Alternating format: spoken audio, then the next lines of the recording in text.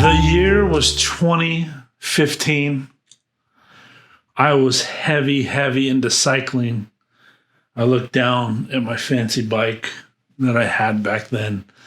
I was biking every week in the year, some weeks 500 miles a week, 10,000 miles that year.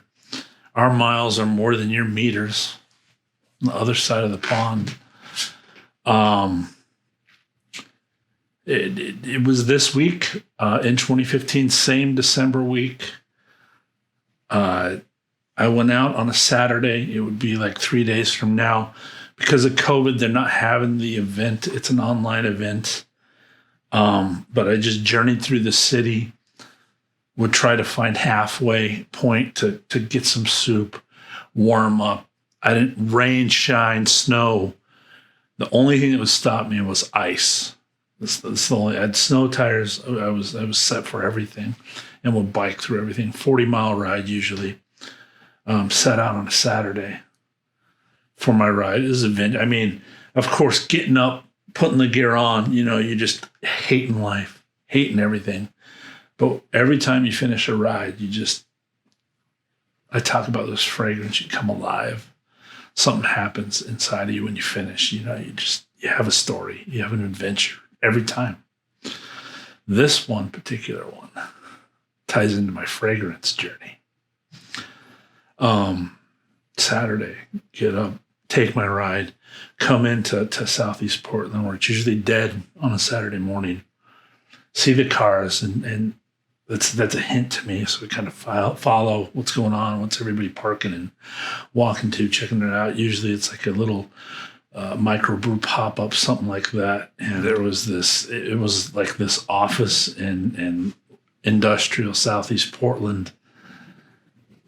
These food trucks were set up outside, and I knew these food trucks are high end.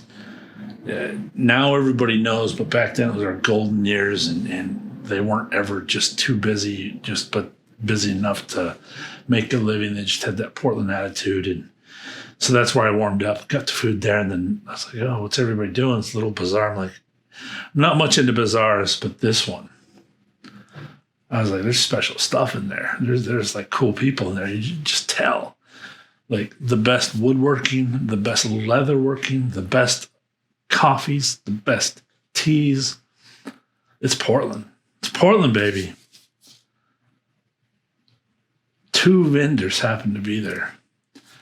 One is Juniper Ridge, and they had dry cologne, totally new concept to me. But I'm smelling their stuff. Never smelled anything like it. At this point in my life, the only perfume I knew of was in the mall, and Aveda and L'Occitane. That's it. I smell these scents, and I'm like, whoa. They have pictures of them going to the mountains where I cycle by, where they're in their vans. I see people like this just foraging material and whatnot, and I'm just like, yeah, these are smells from my bike rides. Mind is just, wow. Special day. Do another walk, through this bazaar. I couldn't confirm it, but I do think Slumber House was there. I went on the Wayback Machine to look at the website. They were never listed as a vendor, but I swear he was there also. Because it was there's 3 perfumes. I don't know the third one. I want to say it was Slumber House. Olo was there too, but they didn't shift my mind like these 3. But I think Slumber House was there. And they're just, his stuff is, I'm like, this is fancy good. And back then, I didn't know pricing, didn't know nothing. I'm like, that's expensive for a spray. I was only buying $50, and I thought that was the best all-natural stuff available from L'Occitane, which now I know isn't fully all-natural. But anyways, then the third company.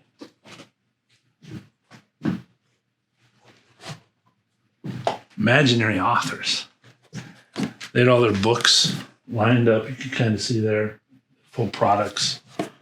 Smell their stuff. I'm like, this is Portland.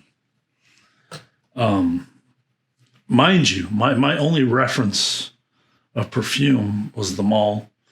I owned Hugo Boss Acqua di Gio from 20 years ago. Never knew the concept. I talked about this in my channel a bit of why I couldn't wear perfume anymore. I didn't know about my asthma flare-ups and the rashes it gave me. Till now. Know exactly what it all is now. But this stuff, smelling it right now brings me back to that day. Look at that. This would be gone if I didn't, whatchamacallit, have a collection. This would be easily gone. We're going to do the review of Imaginary Authors today. You already know that from the title. But so next day it was open Saturday, Sunday. Bring my wife. I kind of tell her like between 3 to pick one Christmas present. So she kind of surprised me or whatever. She goes back with Josh and he gave her a bunch of samples too. Didn't know that. And she bought Slow Explosions. Got it Christmas Day. The rest is history. Every Christmas after that, I got a new Imaginary Authors. That's why you haven't seen the collection. I think I've only bought one since I've been a reviewer and heavy into the journey. But the one before I got into my journey was the first birthday one. They released SunDrunk.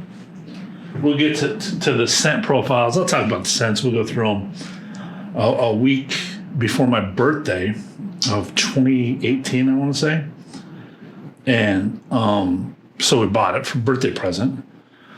Smell it. And the first time I'm like, I wonder if I was looking up to see what Imaginary Authors said about it. And all of a sudden these videos popped up. YouTube. And all of a sudden I was like, holy crap, this is like the most popular fragrance since Acqua di Gio.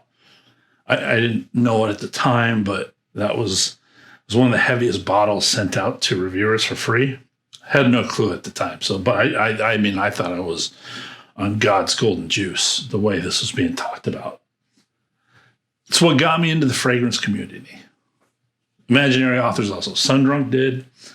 This is what Slow Explosions got me into niche fragrance. Now I know what indie niche handmade perfume is now with Josh Meyer. So that's the fragrant journey story of the perfume. I haven't shared that of how I like ventured into alcohol-based perfumes because I also have this combo history of getting involved in perfumery with essential oils. With cycling, I developed my own healing muscle remedy as well. I have it smelling really good now. But for the 5 years I used it heavy when I was cycling like that, it smelled terrible, but it worked, so I didn't care. Put it in my bath, and it worked wonders. I was good the next day to cycle again. But Slow Explosions got me into a niche fragrance that day on my bike, that weird bazaar of just high-end handmade stuff. A lot of companies. I mean, a lot of international companies from Portland, all from that whole, remember when the economy burst? It's just what Portlanders do. They just, okay, I lost my job. I'm just going to go pick a craft and excel at it. And it happened all over the place. And it's a great time to be in the city. Portland spirit through and through. Imaginary Authors collection. Haven't showed it one. You got one review up, Cobra and the Canary. It's not going to be a ranking. I'll go through them. Maybe we'll do a most used. This is absolutely my most used one. You can see. If I didn't get into my collection, that would definitely be gone. Almost my first bottle rebuy. I haven't worn it for a long time. I'm smelling it here like crazy. I'm like, this stuff is good. Spray it on the wrist and see. Yeah, I mean, I used to spray on my flannels and it would stay with me. Love this stuff. The notes are saffron. I didn't even know what saffron smelled like. It doesn't smell like a rich, syrupy saffron. It's just very light, really good. The leather quality more than the sweetness quality of saffron. Rose Absolute, so Rose Perfume was one of my first ones. Leather Accord, Apple, Benzoin, Cashmere, which is weird because I don't go for Cashmere a lot now that I really know fragrances. And it's got this, all of besides maybe SunDrunk, have this old school Portland Hal's Book vibe from that day. I mean, I said it from that day that I just love about the fragrances. And then the mystery notes included in all of them, the Apora Night Market. This one's just a leather, sweet rose. I love. It's great. Saffron, rose, leather, apple. Yum. It's. I mean, if I was going to rank it, this is my number one also, but okay, maybe they are ranked by most used. I only have 3 of the most used and everything else is most even. So let's get into the next one. Paper strips. We'll just smell, and I'll try to bring up memories off paper. Not a review, so. Or first, this is just talking about my times. The City on Fire, never owned a bottle. So every time that I bought one of these bottles, 1, 2, 3, 4, 5, 6, 7, I asked for a sample of City. I always bought them in person, except for SunDrunk. So, but I requested on the website. Always tell my wife, please make sure you request City on Fire. And he would give them to me in person. He always give me extra ones. I never knew. He never even told me they were in the box. We'll get to that in a bit too. So City on Fire, most second used. So I've gone through probably 8 of these sample bottles. It's smoke. It's just, I like other smoke fragrances now that have replaced this one. Of course, this has a place in my heart always.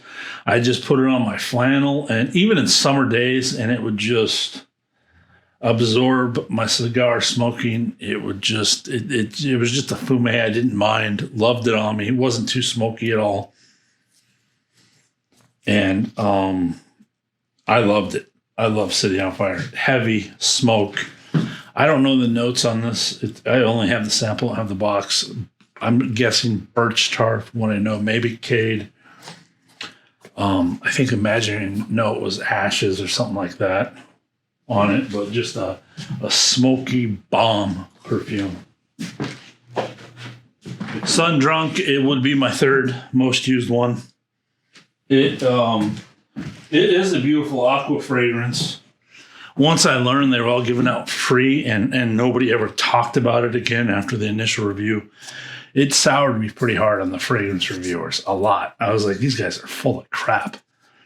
And I was just, because I bought into, I mean, I ate every word they said. And then, about 3-4 months later, I'm like, holy crap, these were just given for free. And it's probably why I haven't talked about Imaginary Authors one a lot. One of my favorite, I'm trying to think. I mean, it's definitely one of the 3 companies I own the most bottles of. I think Arige with the last collection passed them, but for a long time had been the most bottles I owned perfume from. This is really good juice. Is it an Acqua di Zio? No, but it's just the citrusy top that lasts a long, long time. When I say long time for citrus, you're going to get like a good 3-4 hours out of just citrus juice, neroli, rhubarb, honeysuckle, rosewater, orange zest, first kiss. It has all that for me. It brings me back to when I bought it. It brought me into the community. I am thankful for that.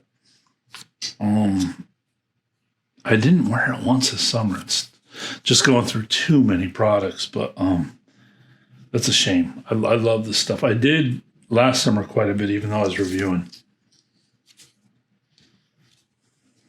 Just a perfect citrus roundness that is unlike anything else on the market.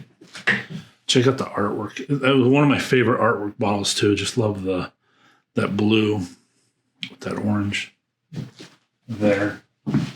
And then the boxes. I guess we'll talk about this now. Most people know. Now they make it very apparent if you buy it. Must have had a lot of complaints. That sucks. Because I like the hidden one. Well, I saved my boxes. So I was able to go back into all these boxes, and they hid a sample, a treasure in the book. So you actually had to open the book, and then he had a little slot designed for samples. So all of a sudden I got all these extra samples that I didn't even know about. Never got Whispered Myths or Bull's Blood. Whispered Myths being the oud one. Bull's Blood being one of the most turned off ones. Try to warn them every time I go in, because they're in Portland stores. We're the only perfume that carries imaginary authors. I always walk out of there wearing one of those two. Just because I don't know them. All right. Other than that, another gem. I don't know what. I guess Memories of Trespasser would be fourth. Okay, that would be fourth. Memories of a Trespasser would be fourth. The vanilla fragrance. Do I have the box? So Memories of a Trespasser, vanilla, Gaiac wood, oak barrels. Who doesn't like that? I'm going to spray the box. I'm going to put the test strips. Love the packaging. Old books.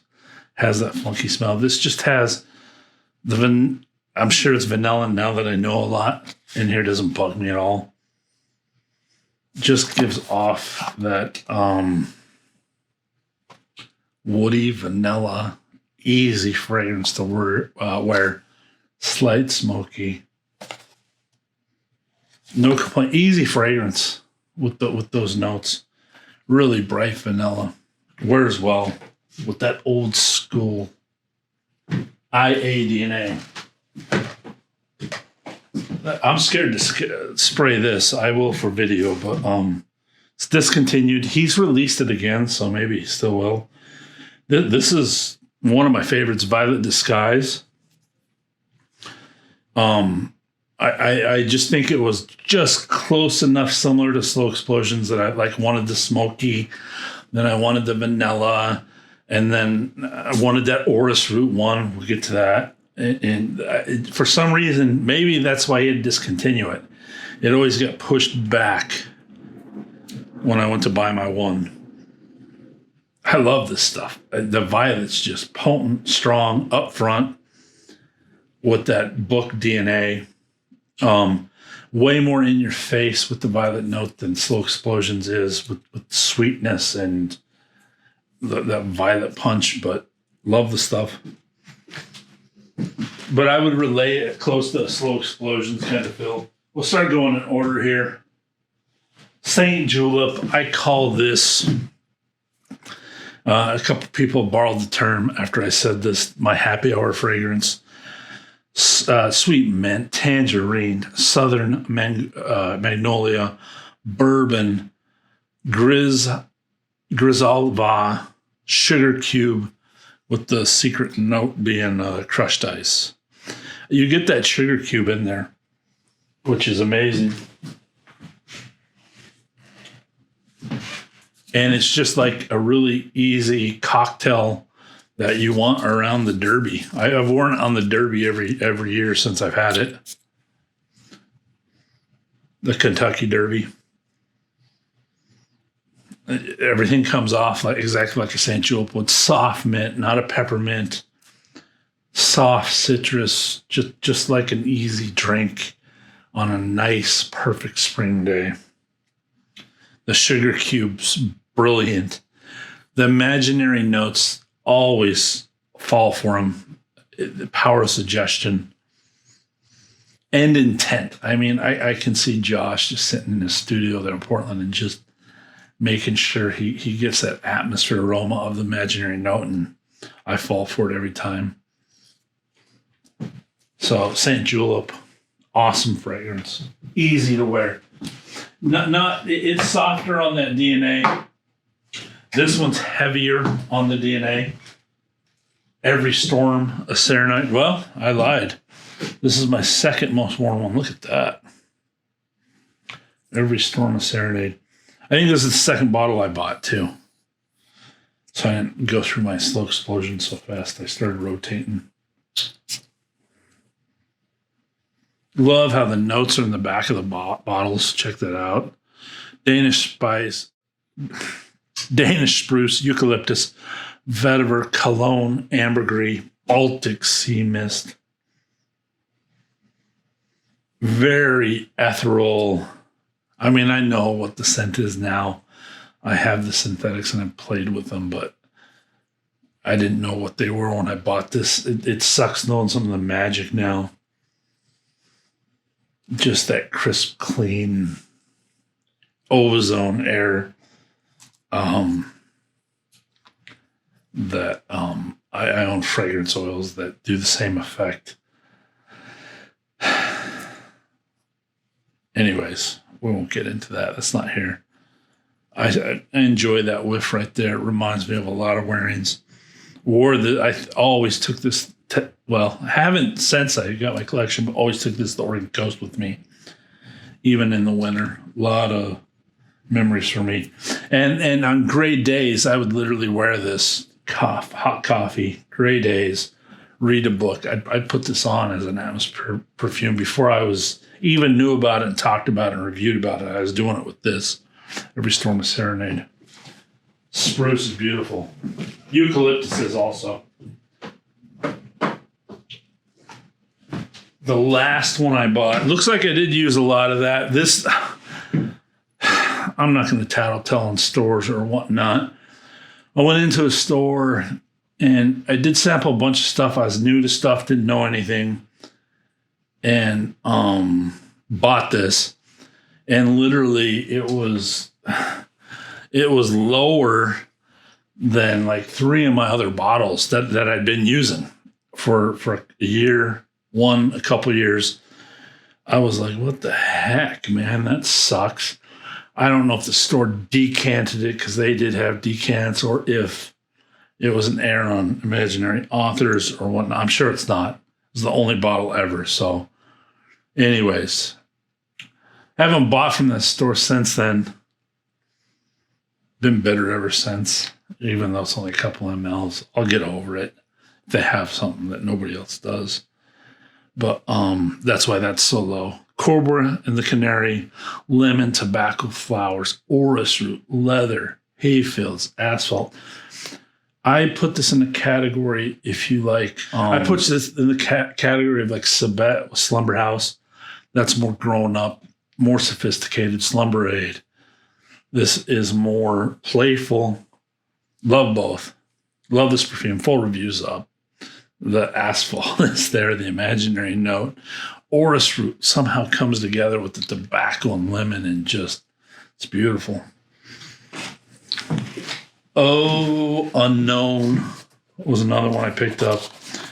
It is black tea orris butter, my first tea fragrance, with a question mark.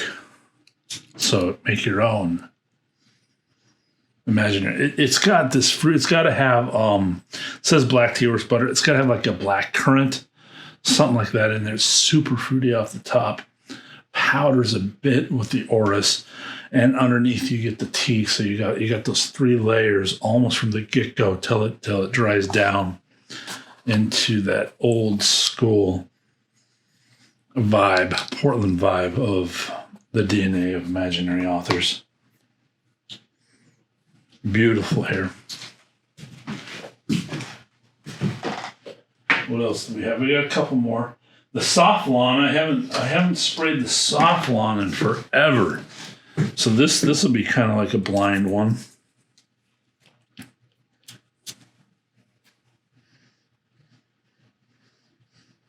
You get the green. There's something distinct in it, like a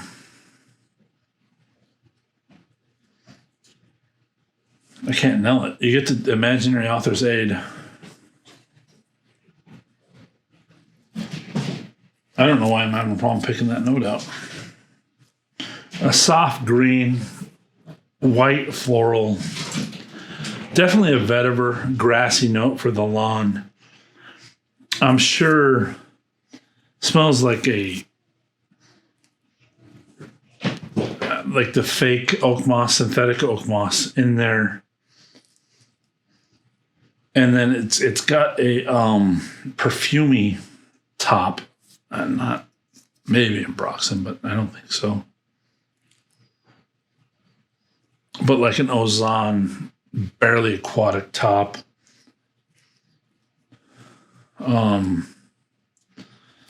I think the soft lawn, I think tennis ball or something like that's the imaginary note or something like that.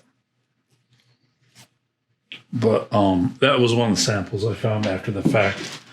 I never saw it. I went for St. Julep over this one all day. Cape Heartache, a favorite among lots of people. It's got the strawberry note.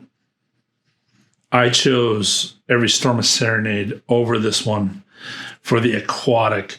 This is more old school and foresty over the stormy one, more wet, aquatic. But to me, after you get past those changes, very similar to me. And I chose Every Storm a Serenade over it. Strawberries, it's decent. It's very just, I mean, it's hard to make a natural strawberry. So I'm sure it's a synthetic. Accord, but foresty, bright, old school DNA. Good stuff. This is a long video. I'm going to have to hurry this up. Did we go through yesterday? Haze. Now I went from Memoirs over Trespasser over this one. So these two, I remember. That's why. I don't know. Let's see. It's the same now.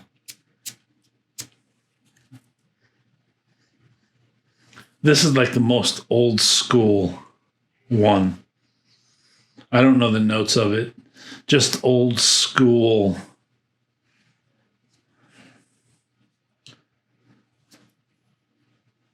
Kind of drier. It just nostalgia in a bottle. But again, this would have been one of my next buys. Between the violet or this would have been one of the next in the collection. I love it. This one's just pure old school, just old school. No relief from the whole Pals. And when I say Pals, we have this bookstore that's 4 stories tall. It still exists today. One of the biggest bookstores in the world. Not the biggest, but one of. Amazing place to just go get lost. And a lot of adventures in itself and buy some treasures. But wearing this stuff just reminds me of being there, especially yesterday, Haze, for that. Just feels like that. A little bit sweet, a little bit dusty. Yeah, perfumey, cologne kind of thing. That's my imaginary authors collection.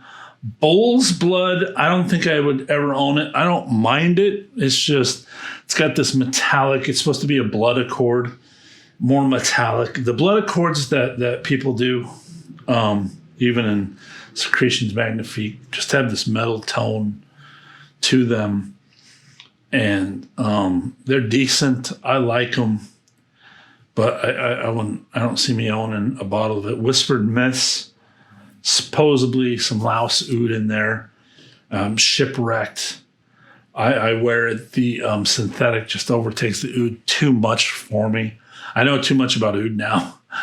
And did by the time I got to Whispered Myths. When I first started, I'm sure like, oh, this is awesome. But by the time I found a sample of it, I'd rather go for other oud perfumes that I already own and know releases are coming out. But we're trying. That's my imaginary authors collection. I mean, I was hoping to have all of them in the same size, whole book collection. That's one of the coolest presentations of Perfume. He really went all out when he did his branding for the company. this weekend, supposedly, I just got an email like yesterday, and I didn't plan this because, this was already planned before I got the email. Some limited release he's having.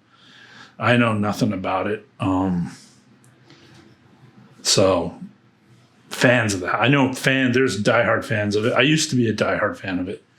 Not that there might be, this is a Salt and Straw, which I put in a review. I just remember that.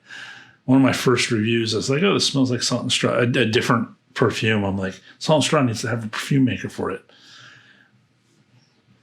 I mean, they're in LA. You natural perfumers could have approached him to make something. It surprises me that it's one of the most best all natural ingredient companies, and they went with this heavy mixed media company. No offense to Josh. Josh is what he does. He brought me. He's my gateway in. So, yeah, obviously taste change and influence, but wanted to go through my collection. I love my collection. Tons of fragrant memories that I'll forever have. I don't think I don't see me ever spraying the last spray that Slow Explosions. I think I just save that one bottle forever and an ml of it or whatever, and buy bottles from there just as that's the bottle. Got me into it. Anyways, Imaginary Authors, Portland, Oregon, Fragrance Journey Story. You guys, love you guys. Thanks for being on the journey. It's been a crazy over 2 years almost. Peace out. Be blessed.